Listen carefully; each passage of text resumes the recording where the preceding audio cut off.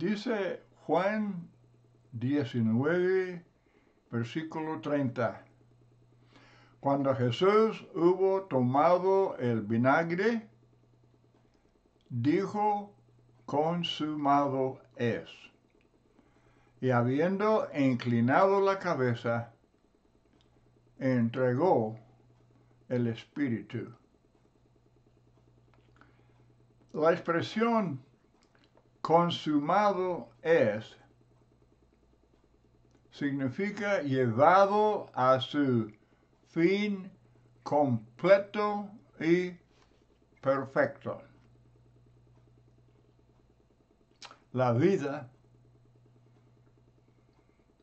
la obra de Jesús aquí en la tierra, el propósito divino de su venida al mundo fue llevado a cabo a la medida perfecta.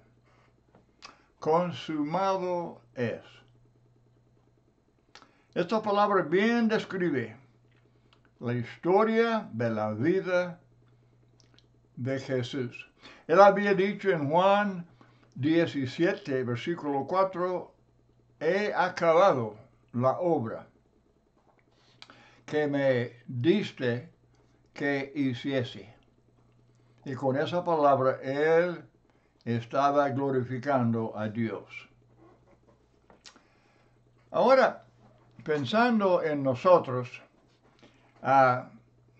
consumamos o simplemente comenzamos. Algunos obedecen al Evangelio y así comienzan bien su servicio a Dios, pero después dejan de servirle. El apóstol Pablo dice en 1 Corintios 9, 24 al 27, corred de tal manera que lo obtengáis, que no haya nada de indecisión, que no haya nada de indiferencia. Algunos empiezan la carrera como campeones, pero no la terminan. Lo que cuenta no es simplemente empezar. El premio es para los que terminan la carrera. Pablo dice en Gálatas 5:7, vosotros corríais bien. Estaban corriendo bien. ¿Quién os estorbó para no obedecer a la verdad? Y luego capítulo 6, verso 9, no nos cansemos pues de hacer bien, porque a su tiempo segaremos si no desmayamos. Hebreos 12, 1 y 2, corramos con paciencia, y la palabra aquí significa perseverancia.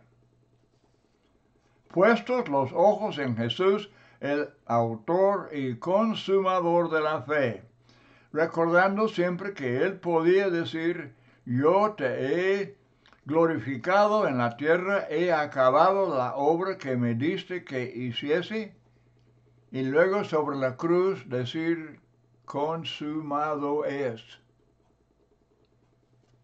Consumado es. Él podía decir consumado es con respecto al propósito de su vida. Y así debemos poner los ojos en él como nuestro perfecto ejemplo.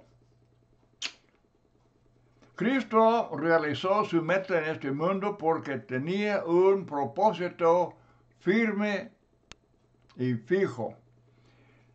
Juan 4:34 dice, mi comida es que haga la voluntad del que me envió y que acabe su obra. Y lo hizo. Obviamente lo hizo. como consecuencia de estar tan determinado, él podía decir en Juan 8:46, ¿quién de vosotros me redarguye de pecado? Cristo podía hacer esa pregunta con toda confianza. ¿Quién me reprende por algún pecado? Desde luego, como dice Hebreos 7:26 y 1 de Pedro 2:22, no había nada de pecado en Cristo. Ninguna mancha de pecado. Jesús nunca pecó ni en hecho, ni en palabra, ni en pensamiento. Nosotros hemos cometido muchas faltas que nos han causado remordimiento, pero Jesús no tuvo que lamentar ningún pecado. Durante su vida entera, Él no tuvo que hacer ninguna corrección. Y no dejó de hacer alguna cosa que debió haber hecho. No descuidó ningún deber. He aquí, pues, una vida perfecta. Desde Belén hasta el Calvario, en su vida privada, en su vida pública, todo era perfecto y luego acabado, consumado, una serie de puras perfecciones. Por lo tanto, leemos en Apocalipsis capítulo 5, 12 y 13, el Cordero que fue inmolado es digno de tomar el poder, las riquezas, la sabiduría, la fortaleza, la honra, la gloria y la alabanza. Al que está sentado en el trono y al Cordero sea la alabanza, la honra, la gloria y el poder por los siglos de los siglos. Esta palabra consumado seguramente anima y consuela a la iglesia. Todas las palabras de Jesús pronunciadas desde la cruz son muy, pero muy significativas y son de ánimo y de consuelo. Por ejemplo, en Lucas 23:34, él podía decir, en lugar de estar condenando o quejándose o criticando, él dice, Padre, perdónalos, porque no saben lo que hacen.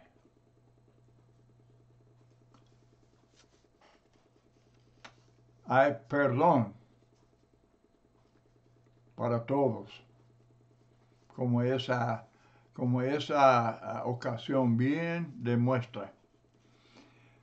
Juan 19:26-27, en cuanto a su madre y el discípulo Juan, a quien amaba, dice, mujer, he ahí tu hijo. Y a él le dice, he ahí tu madre. Palabras para el beneficio de su madre, sobre todo, pero olvidando sus propios sufrimientos, manifestó su gran amor por su madre, su preocupación por ella, y al mismo tiempo expresó su amor por ese discípulo Juan. Alguien ha hecho el comentario que me gusta mucho, me gusta repetirlo. ¿Qué bendición podía dar Jesús a su amada madre y al discípulo a quien amaba? ¿qué bendición podía darles? Les dio el uno al otro. Les dio el uno al otro. Yo uso eso hablando del matrimonio. Es lo que es la bendición de Dios. ¿Cuál es la bendición que Dios da a un hombre, una mujer en los momentos de contraer matrimonio? Pues les da el uno al otro. Qué bendición, ¿verdad? Lucas 23, 43, Jesús dice al ladrón ya arrepentido, él dice, hoy estarás conmigo en el paraíso. Palabras de gran consolación. Y luego al decir consumado es una palabra de seguridad, palabra de aliento, palabra de consuelo para todo el mundo, porque su muerte pagó el precio de nuestra redención. Judas, él quería vender a Cristo. Pero ¿qué pasó? Él vendió a sí mismo al diablo. Así, todos los hombres se han vendido solos al diablo. Y desde luego todos hemos sido esclavos del pecado, como Pablo enseña claramente en Romanos capítulo 3 y Romanos capítulo 6. Y a no ser por el precio de redención, por no tenerlo en la mano, estamos condenados eternamente. Nuestro destino ineludible sería la ruina eterna, pero Cristo nos rescató, nos redimió. Él no pagó la mitad del precio. Él pagó el precio completo. Y podía decir, consumado es. La palabra consumado, pues, significa la victoria sobre Satanás. Victoria sobre Satanás en la cruz. Sí, en la cruz. Pensando humanamente, pensando en cómo los judíos y los romanos, Judas, como todos aquellos estaban tratando a Jesús, seguramente ellos ganaron. Y Satanás ganó. No, no. Muy al contrario, Cristo ganó. Porque Él completó el precio de rescate. O sea que en base a su muerte en la cruz, en base a ese sacrificio, entonces Dios nos puede perdonar los pecados y sacarnos del dominio de Satanás, de la esclavitud a Satanás, y trasladarnos al reino de Cristo. Colosenses 1:13. Qué pensamiento más precioso. Que la cruz no era derrota. Claro que no. Era victoria. Era plena victoria la muerte de Cristo. Victoria sobre Satanás. Hebreos 2, 14, 15, Cristo destruyó al que tenía el imperio de la muerte, esto es, al diablo, para librar a todos los que por el temor de la muerte estaban durante toda la vida sujetos a servidumbre.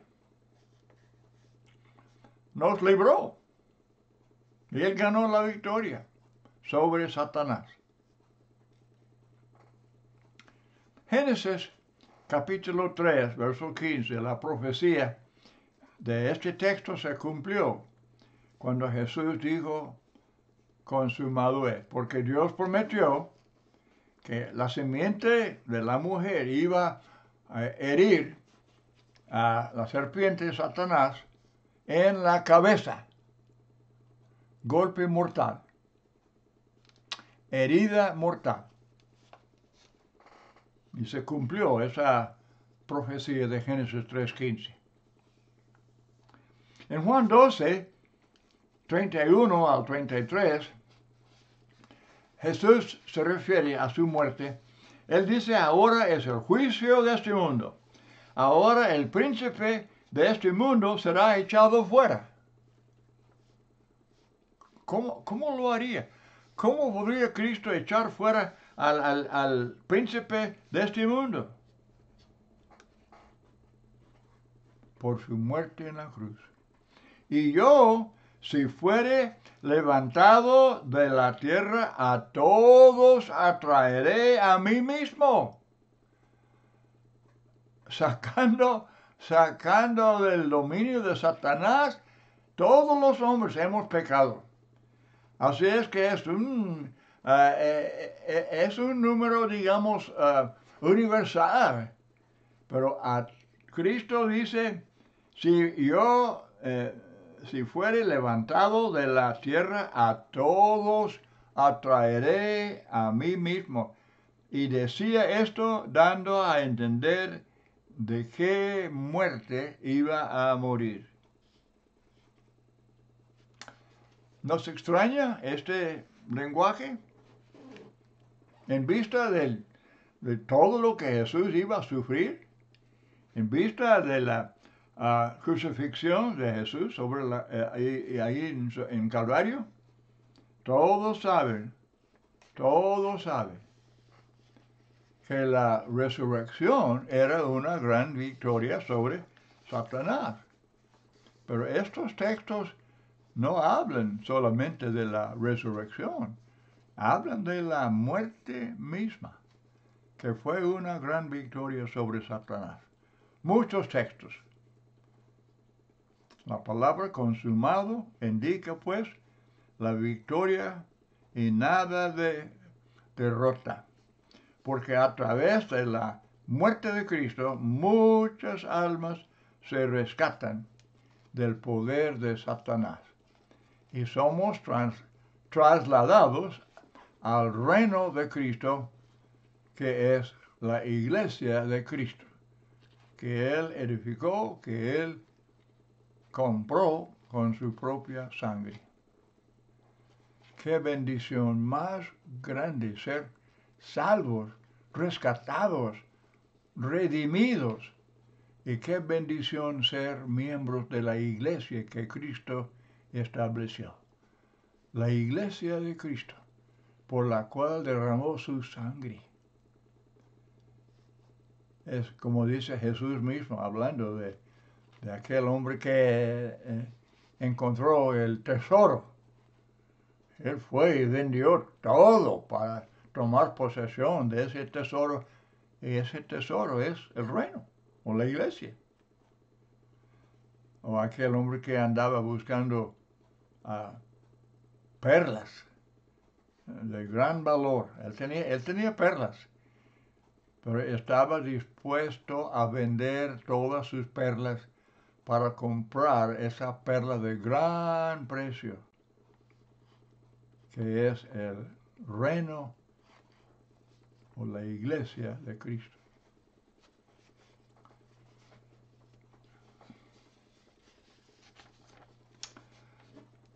La palabra consumado indica también que todas las marcas de identidad del Mesías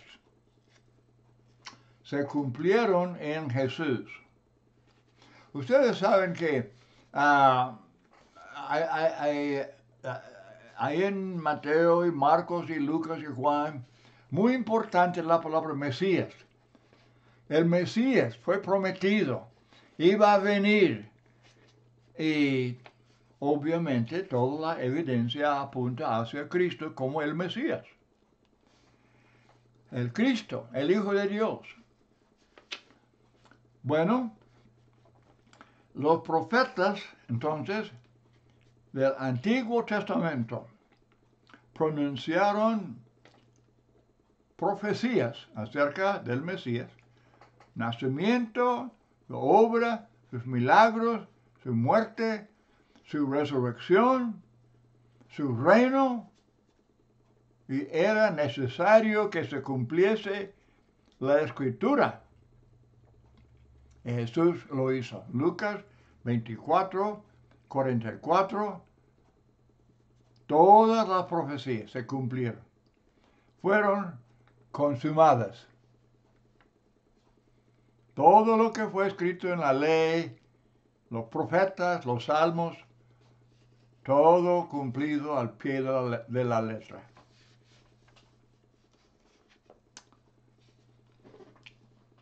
Muchos textos. Isaías 53, pues todo el capítulo. Juan 13, 18, el que come pan conmigo levantó contra mí su calcañar, es Salmo 41, 9. Juan 19, 24, sobre mi ropa echaron suertes, es Salmo 22, 18. Mateo 27, 46, Dios mío, ¿por qué me has desamparado? Es Salmo 22, versículo 1. Cristo, citando ese texto, está citando escritura para probar que él estaba cumpliendo el requisito del Mesías. No significa literalmente que Dios lo hubiera abandonado, sino que en su angustia, en su sufrimiento, era como si Dios lo hubiera dejado solo. Pero él había dicho enfáticamente, ustedes me van a abandonar, pero el Padre está conmigo. Y él habló al Padre diciendo, perdónales. Y él habló al Padre diciendo, en tus manos encomiendo mi espíritu. Este calvinismo que dice que Cristo fue cargado con los pecados del hombre y Cristo era el pecador más grande del mundo, es mentira, es doctrina de demonios. Y es puro insulto, es una cosa feísima. Cristo pecador, él no podía haber sido el sacrificio, a no ser el cordero sin mancha y sin pecado alguno. Punto es que él cumplió, él está citando textos bíblicos para confirmar que él era el Mesías. Ahora en la cruz, citando Salmo 22, él está enseñando a la gente que él era el Mesías. Consumado es todo tipo, toda sombra que encontramos en el Antiguo Testamento, todos son cumplidos.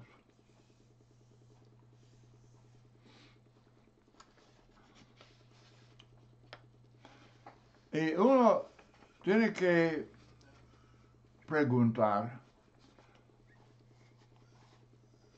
habiendo leído todo esto, habiendo observado cómo Cristo cumplió todo, él podía decir con toda verdad y sin duda alguna que él dice, consumado es. Estoy completando, estoy cumpliendo, llevando a su perfección, su cumplimiento, el eterno propósito de Dios de redimir un pueblo especial que serán hijos de Dios y estar con Él en el cielo para siempre. Leyendo esta bella historia de amor, ¿por qué los hombres prefieren fábulas,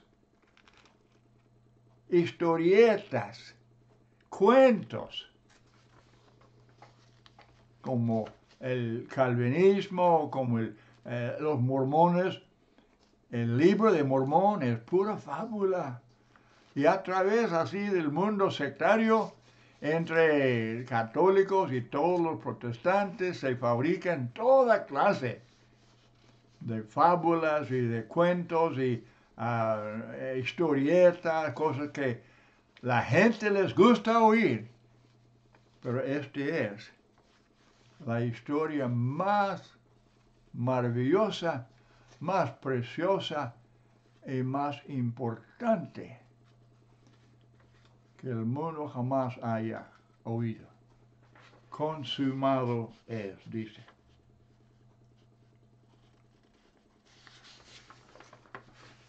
Consumado es, indica que Cristo es, desde luego, nuestro perfecto ejemplo que seguir. Como ya hemos comentado, ya hemos enfatizado, nunca pecó, ni en palabra, ni en hecho, ni en pensamiento. No dejó de cumplir cualquier deber. Él era completamente perfecto en todo lo que hizo. Pero a pesar de todo esto, ahí están los millones que prefieren destronar a Cristo